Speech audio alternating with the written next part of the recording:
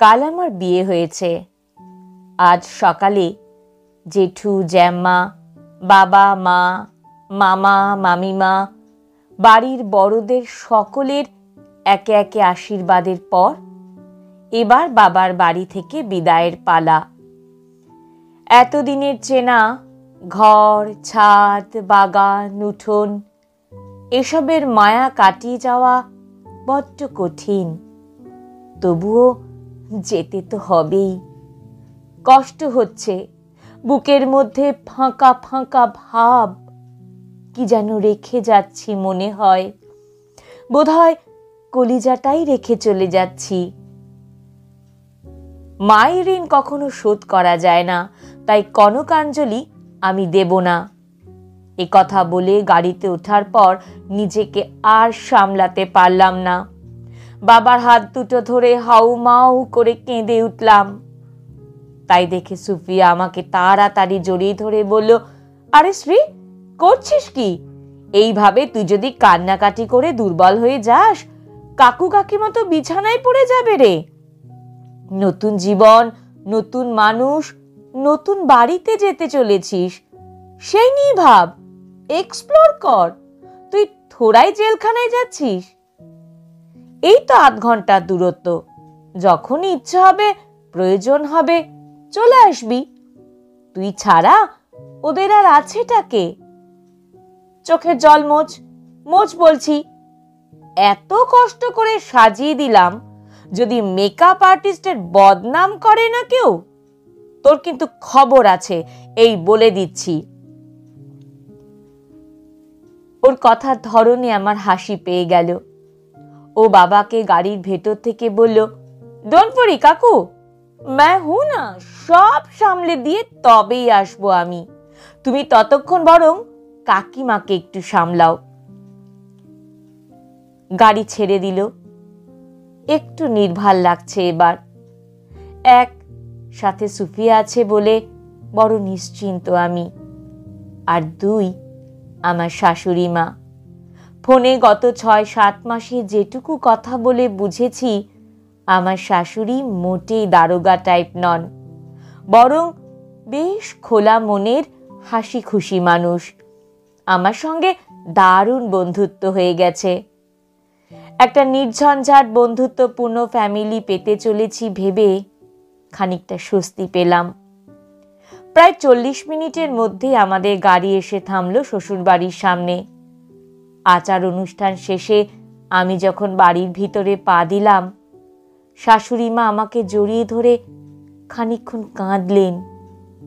তারপর বললেন, কিছু মনে করিস না মা, এ হলো আনন্দের জল। এতদিনে আমার ফাঁকা বাড়িটা এবার যেন ভরভরন্ত লাগছে। উনুনের ওপর উতলানো দুধের মতোই আনন্দ, খুশি, পরিবার পরিজন যেন আমার বাড়িতে উপচে পড়ে। এরপর একে একে শ্বশুর বাড়িতে শুরু হলো মেয়েদের বিভিন্ন আচার অনুষ্ঠান। একটু জল মিষ্টি খেয়েই সুফিয়া ওর বাড়ির দিকে রওনা দিল, কারণ ওর আবার সেদিন বিয়ের পাকা কথা বলতে আসার কথা।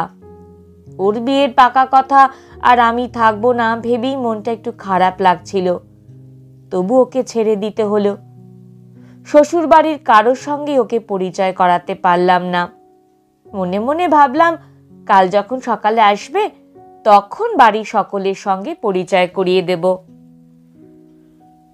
পরদিন সকালবেলা ফ্রেশ হয়ে সবে মাত্র চা জলখাবার খেতে বসেছি, সুফিয়া এসেই হইচই জুড়ে দিল। হাসি, ঠাট্টা, গল্পে এমন ভাবে সবাইকে আপন করে নিল যে মনেই হচ্ছিল না ও এ বাড়ির কেউ নয়। ও বলতে ভুলে যাচ্ছি, আমি ওকে আদর করে মিনি বলে ডাকতাম। জলখাবার খাওয়ার পর ও আমাকে এত সুন্দর করে সাজিয়ে দিল যে সবাই ওর কাজের খুব প্রশংসা করেছিল। দুপুরবেলা ভাত কাপড়ের সময় যখন দীপ্তকে বলতে বলা হলো, আমি তোমার ভাত কাপড়ের দায়িত্ব নিলাম, সুফিয়া তখন সিরিয়াস হয়ে বলল, দাদা, এর থেকে এটা বললে বেটার হয় না? যে আজ থেকে আমরা দুজন ভালো বন্ধু হলাম, আর ভাত কাপড়টা না হয় দুজনে একসঙ্গে জোগাড় করে নেব। দেখলাম আমার খুড়তুতো দেওরের চোখে ওর প্রতি একটা মুগ্ধতা। বাড়ির কারোর ব্যাপারটা নজর এড়ায়নি। সেই জন্য দুপুরবেলা খাওয়ার সময় আমার শাশুড়ি মা ওকে জিজ্ঞেস করলেন, তুমি তো রূপে লক্ষ্মী আর গুণে সরস্বতী মা, তোমার বাড়িতে কে কে আছেন? তোমার বাবা কি করেন?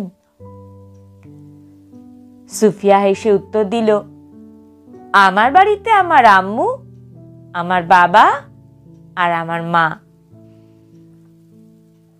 মানে আমার আব্বা, আমার আম্মু আর আমি, তিনজন থাকি। আমার বাবা পেশায় উকিল। যে মেয়েটাই এতক্ষণ সারা বাড়িকে মাতিয়ে রেখেছিল, সেই মেয়েটার এই উত্তরে গোটা ঘর জুড়ে হঠাৎ যেন পিনপতনের নীরবতা। আমার হাসি খুশি শাশুড়ি মা হঠাৎ কেমন গম্ভীর হয়ে গেলেন।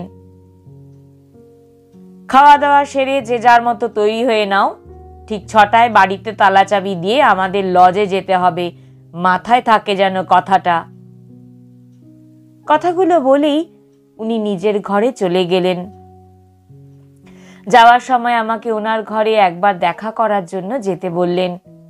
আমি ওনার ঘরে যেতেই মুখটা ভার করে উনি বললেন, শ্রী, কিছু মনে করো না, এই বন্ধু বান্ধবের ব্যাপারটা বাইরে রাখলেই ভালো হয় না?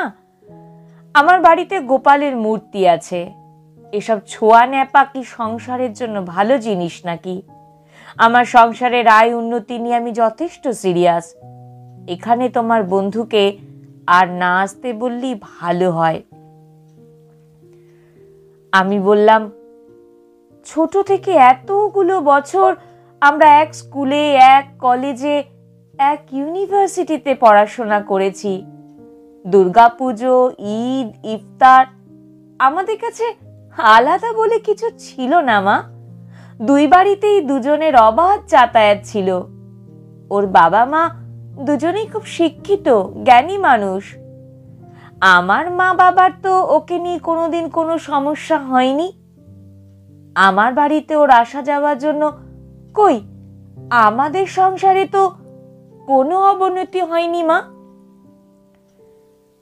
শাশুড়ি মা বিরক্ত মুখে বললেন, প্রত্যেকটা বাড়ির নিজস্ব কিছু নিয়ম থাকে শ্রী, তুই যেমন একদিনে সব পাল্টাতে পারবি না, আমিও আমার বিশ্বাস অবিশ্বাস একদিনে বদলে ফেলতে পারবো না। আমি এই নিয়ে আর কথা বাড়াতে চাই না, বাড়িতে অনেক লোকজন, আমি মেয়েটাকে অসম্মান করতে চাইছি না। আমার বাড়িতে গোপালের নিত্য পুজো হয়, তোর আমার দিকটাও ভেবে দেখা উচিত।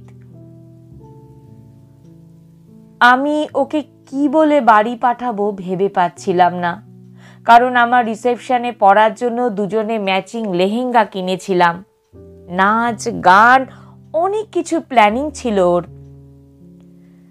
ঘর থেকে বেরিয়ে নিজের ঘরে আসতেই সুফিয়া বলল, বাবা ফোন করছিল রে, মায়ের শরীরটা না ভীষণ খারাপ জানিস। আসলে কাল ওদের বাড়ি থেকে অনেক লোকজন এসেছিল তো, মা ধকল সামলাতে পারেনি। আমাকে এক্ষুনি বেরোতে হবে, আমি এক্ষুনি বেরিয়ে যাচ্ছি, পরে কথা হবে। আর শোন, congratulations for your new journey my friend. বলেই আমাকে অনেকক্ষণ জাপটে ধরার পর ও চলে গিয়েছিল। আমার তখন কিছুই অস্বাভাবিক লাগেনি। বিয়ের অনুষ্ঠানটা কাটানোর পর ওকে শাশুড়ি মায়ের কারণে আমার শ্বশুর বাড়িতে আর কখনো নিমন্ত্রণ করা হয়নি। বড্ড অভিমানে কষ্টে আমি দ্বিতীয়বার সুফিয়া প্রসঙ্গ এ বাড়িতে তুলিনি পর্যন্ত। আর আমার সঙ্গে ওর বন্ধুত্বের সেই গাঢ়ত্বটাও আস্তে আস্তে ফিকে হয়ে গিয়েছিল।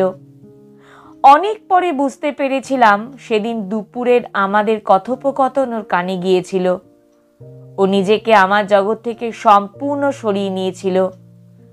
আমার বিয়ের 2 মাসের ভিতর ওরও বিয়ে হয়ে যায়। বিয়ের পর ও দেশের বাইরে চলে গিয়েছিল। সংসার নিয়ে ব্যস্ত হয়ে পড়ি আমরা দুজনেই। প্রথম প্রথম মাঝে মাঝে ফোনে কথা হলেও পরের দিকে সেটাও আস্তে আস্তে কমতে শুরু করে, এক সময় একেবারেই বন্ধ হয়ে যায়। কিন্তু আজকের এই বিশেষ দিনে, বিশেষ খবরে আমার প্রিয় বন্ধুটার কথা আমার খুব মনে পড়ছে। এমন একটা খবর ওর সঙ্গে শেয়ার করতে পারছি না, ভাবতেই বড্ড কষ্ট হচ্ছে আমার। স্কুলে পড়ার সময় আমরা মজা করতাম আমাদের ছেলে মেয়ের বিয়ে দিয়ে আমরা একসঙ্গে বেআইন হব, অথচ আজ একটা কি ফোন করব ওকে? না থাক, এই অবস্থায় ও আমাকে দেখার জন্য ছটফট করবে। নতুন করে আমিও আর জটিলতা বাড়াতে চাই না। ও নিজের মতো ভালো আছে, তাই থাক। এ বাড়িতে এলে অপমান আর মন খারাপ ছাড়া আর কিছুই জুটবে না। আমি মা হতে চলেছি রে বন্ধু, দোয়া করিস।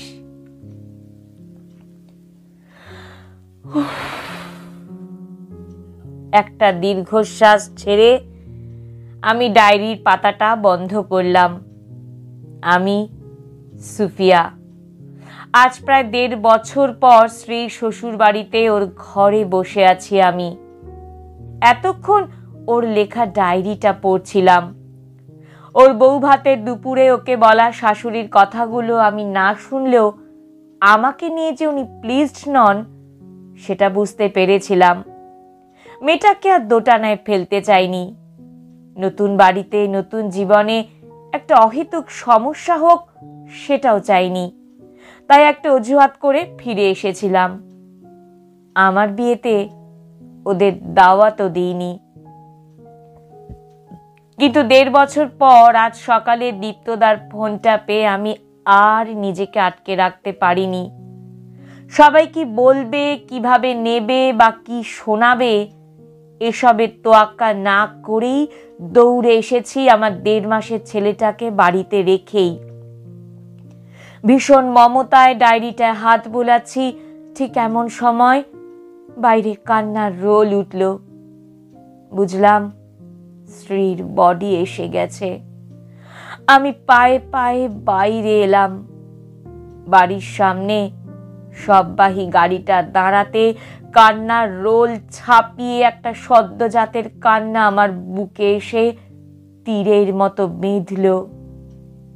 সামলাতে পারলাম না, সামলানোর চেষ্টাও করলাম না। কোনো দিকে না তাকিয়ে দীপ্তদার কোল থেকে বাচ্চাটাকে নিয়ে এক ছুটে ঘরের ভেতরে এসে দুধ খাওয়াতে শুরু করলাম। এমন সময় একজন মায়ের ওম, মায়ের খাবার ওর সবচেয়ে বেশি প্রয়োজন। যে যাওয়ার সে তো চলেই গেছে, কিন্তু তার ফেলে যাওয়া যখের ধন আগলে রাখা যে আমাদেরই দায়িত্ব। ভরপেট খেয়ে বাচ্চাটা আরামে আমার কোলেই ঘুমিয়ে পড়ল। ওর গায়ে আমি স্ত্রীর গন্ধ পাচ্ছি।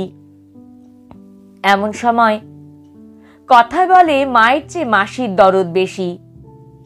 কথাটায় চমকে পিছনে ফিরে তাকালাম। দেখলাম স্ত্রীর শাশুড়ি দরজায় দাঁড়িয়ে। আমি তৈরি হলাম আরো কিছু কঠিন কথা শোনার জন্য। চোখ বন্ধ করে আল্লাহর কাছে প্রার্থনা করলাম, হে আল্লাহ, আমাকে সইবার শক্তি দাও। উনি খাটের কাছে এসে আবার বললেন, ভাগ্যিস মায়ের চেয়ে মাসির দরদ বেশি। তাই আজ আমার ঘরে ছোট্ট লক্ষ্মীটা এসেই একটা আদরের কোল পেল। মায়ের মতোই আদর পেল, আরাম পেল। আমাকে অবাক করে দিয়ে উনি 2 হাতে আমার কাঁধটা ধরে গালে একটা চুমু খেয়ে বললেন, তোদের আল্লাহ যেন আমায় ক্ষমা করেন। আমি ভুলে গেছিলাম মায়ের কোনো জাত হয় না, রক্তের আলাদা রং হয় না, মনুষ্যত্বের ধর্ম হয় না। মানুষের কর্মেই তার ধর্ম। 2 বেলা গীতা পড়েও আমি তার মানে বুঝতে পারিনি। সেই দিন দুপুরে আমার কথাগুলো শুনে গোপাল হয়তো মনে মনে হেসেছিল। নইলে কে জানতো বল, আমার ঘরের লক্ষ্মী প্রথম তোর বুকের দুধ খেয়ে বাঁচবে। তোর কাছে তো ও রক্তের ঋণে ঋণী হয়ে গেল রে। মায়ের শরীরের থেকে নেওয়া খাবারের ঋণ কখনো শোধ হয় না। আমার এই চুমুটা তোর দুধের দাম মনে করে নিস, আর মাঝে মধ্যে পারলে এখানে এসে মেয়েটাকে ওর মায়ের ভালোবাসা দিস। দেখিস আমি ওকে শেখাবো, আমি ওকে ঠিক শেখাবো। সবার উপরে মানুষ সত্য, তাহার উপরে নাই।